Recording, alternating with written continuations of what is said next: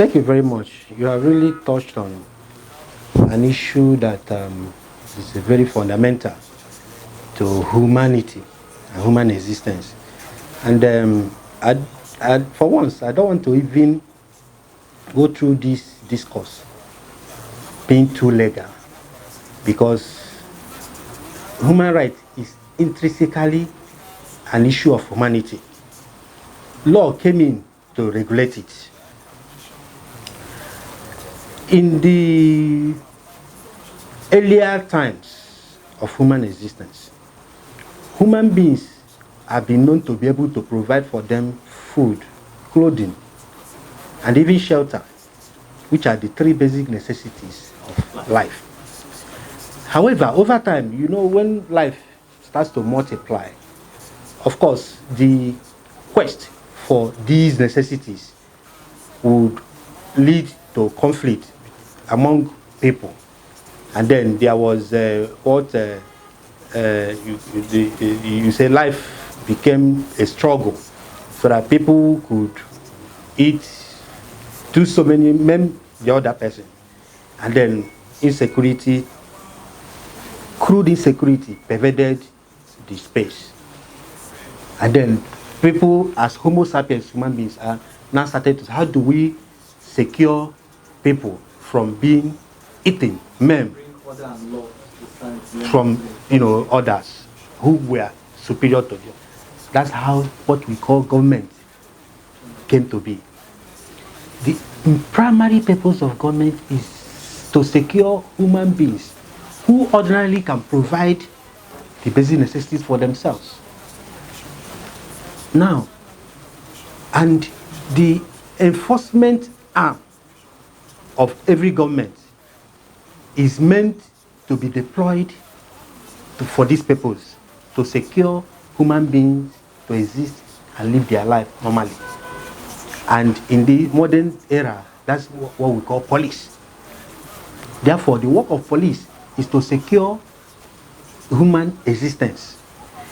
And that is why when any of those humans engage in conduct, actions, or even omission that will seem to endanger the other, which will affect that security, it is now their duty to now put that other entity, other persons, properly. And that's how law came to be, so that there will be a regulation or a framework of putting up this security. Therefore, police or such law enforcement agency has nothing to do with causing that which it was meant to prevent. That is to secure these human life. And over time, that's how what we call human rights came to be.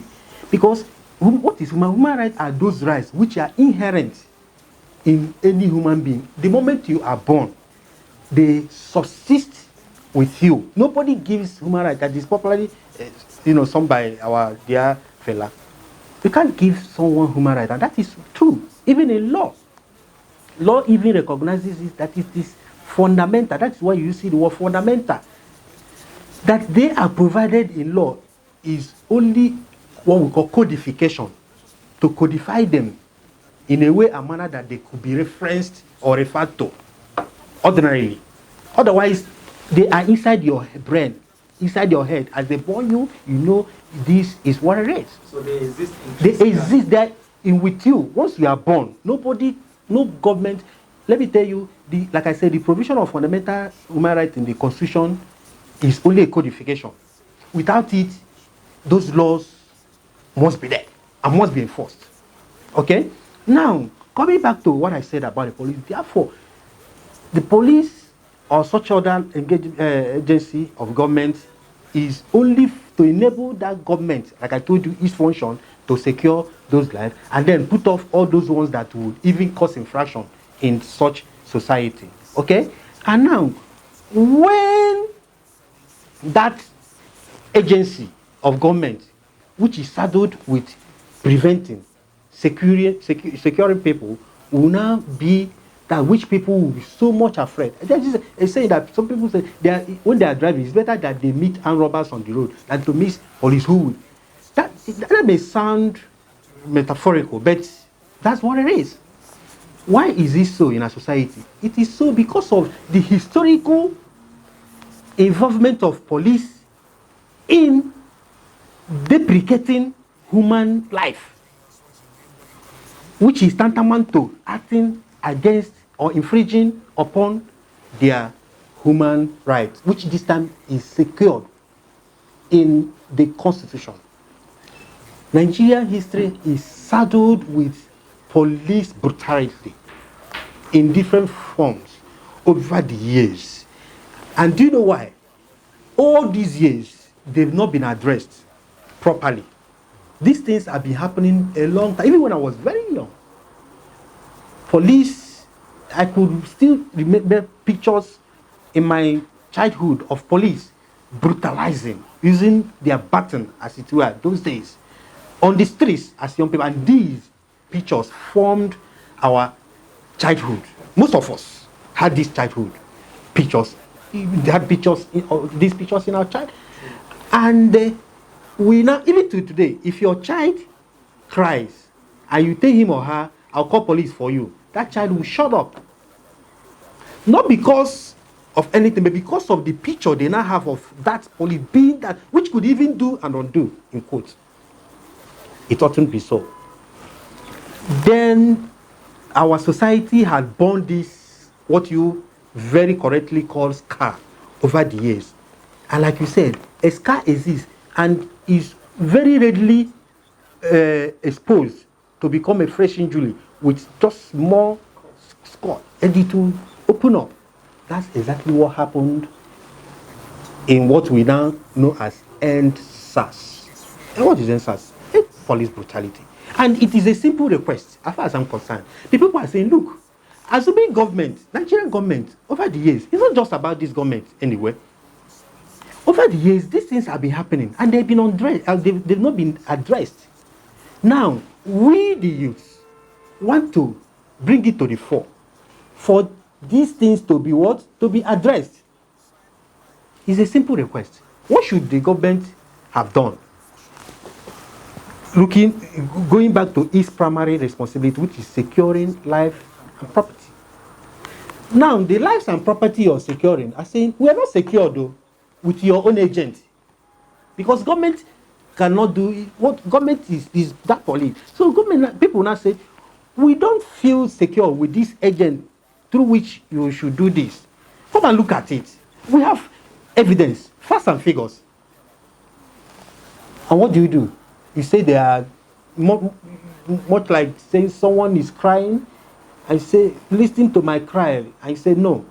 What did you even do? You even inflicted more injury on that person.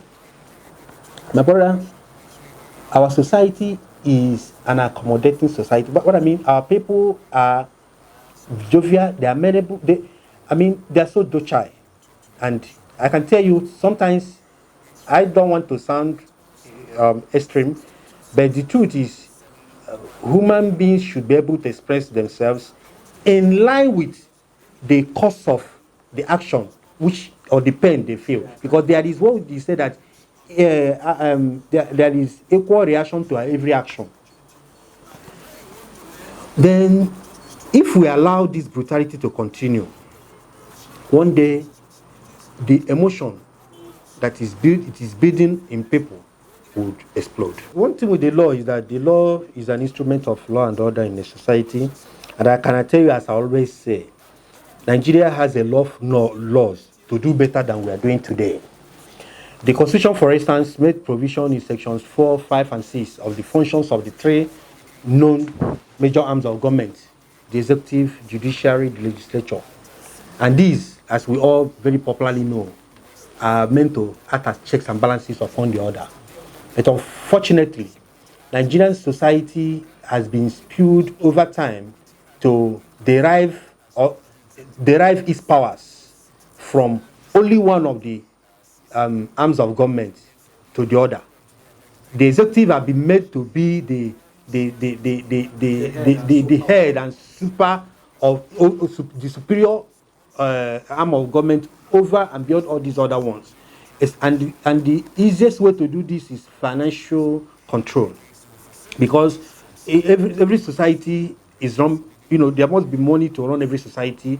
So for government, so what our society, and this is an art, and I want to. It is so not just because of the many years of unitary government, where you have only one of those arms being superior, that is under military rule. So all these, we still have this military rule mentality, even amongst our politicians, who ought to be democratic.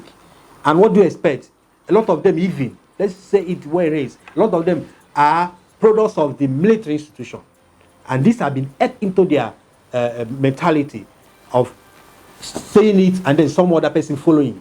They don't have this idea that we can dialogue. And that is why, because most of them, even the government has been structured in that way, not legally or legitimately, but in fact, that's what we call ex facto injury. The law might make provision for a certain thing, but in reality it might be different. Otherwise, the reality is that the executive lives and subsists upon itself and has little or no check from these other forms of government, because these ones are now dependent on the executive to survive. Therefore, every institution will always tend to survive. So that survival instinct is what makes these other arms of government to be subservient to the executive, from which it subsists, exists, and sustains whatever. In a society that has this mentality, and let me even tell you, personally, what we even experience, and that's what you ask yourself, why is this common in the African society? If you look, the reality is this, actually, that we have this culture of maybe the head of the family, he says it and does it. Even most of us in our childhood, you are made to believe that whatever your dad, your mom says is unquestionable. In fact, even when they are wrong, and it is obviously clear that they are wrong, and as a child, you only want to, this thing, you can even get a horse slap for that. This is also cultural. The truth is that there is this cultural aspect of what we suffer today in Nigeria and in most of other African countries. So this mentality that the head is there, what you say it shouldn't be questioned. So that is why in our own society, the president or whomever who has any of the institutions is seen as a father. Then other people are seen as children, who in African society are not meant to question the actions of this other person. This thing is what has continued to affect African society. However, what we should do, because our culture, there are so many good things we have in our culture, but the truth is that there are some that we should try to tinker and imbibe better ones. In all the excuses they give at any point in time, including banning of Twitter, which for me is also an infringement on fundamental rights of the people. All these excuses are only meant to foster their own intentions, political most times, not even democratic, not for good governance. And I want to tell you that all these are meant to gag the people, because they, as I was saying, have this mentality that you have no right to dissent on our decisions because we are in charge. We are your fathers. So it is the fear, the opposition, the indisposition to accommodate and accept views that may even critically and constructively question or interrogate their actions. Because let me tell you, it is when actions of governments are interrogated, even a human being, our people say, if you that's what we call in our language a king who doesn't want to be told anything. When you are such a king, you will be most likely be dancing in the public with the escalator on your buttocks without anybody telling you, because they don't know what will be their fate if they tell you. That is what our society has turned into. That is what, those are the people we have in governance. And that's why anytime the government want to take such steps, which most times, I know there are miscreants, I know there are, like you said, it is still the duty of government to sever those people, you sever the weed from the grass. That's what it should be. That's your job. It is that you have miscreants everywhere in the world. Every society, even the first class world, United States, UK, everywhere you have miscreants. Some of them are even more radical than what we have here.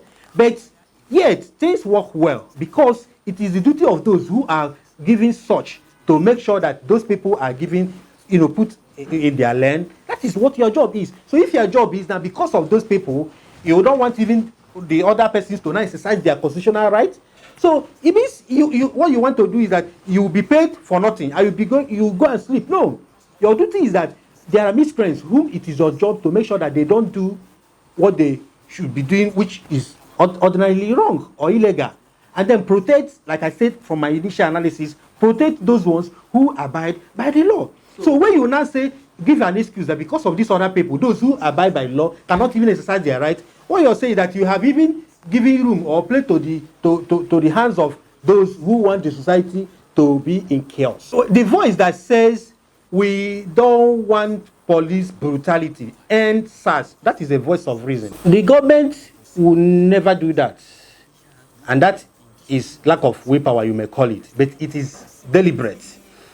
My brother, there is what we say in our language, anadiroma urundize. What it means is where things are not working fine, certain people take benefit of that or of such situation. Let me tell you, the truth is, and I want to say because they say the truth is bitter, and I have to say it, that most governments in Nigeria and a lot of African countries deliberately allow the society to be the way it is because it favors them the most. They want the people to live in perpetual servitude and fear. Because when the people are afraid, they will interrogate and question some of the wrongs they do. And when their wrongs are not questioned, they will always get away with that and probably most times have material acquisition. Let me tell you, do you think that if Nigerians have the effrontery, have the confidence to always question and interrogate actions of government, especially when it comes to financial misappropriation, that this corruption would have persisted and that these politicians would be as rich as they are? No, because the money that made them rich are money that are budgeted to provide facilities and amenities for make life better for our people. Our people, they don't see these amenities, their life is not better, and then out of fear, which, like I told you, these governments have over the years deliberately made them to live in, they will not even question them, and they always walk away with all this. Therefore, it is not issue of willpower, it is issue of perpetually subjecting the people deliberately to such situations so that they will always, go away freely with all these their corrupt tendency. Until this crop of leadership that we have, whom I have described historically in the way and manner they really are, leave the stage. End of police brutality may be a mirage. Because it is something that is a tool, is a sine qua non for them to extort the people without end.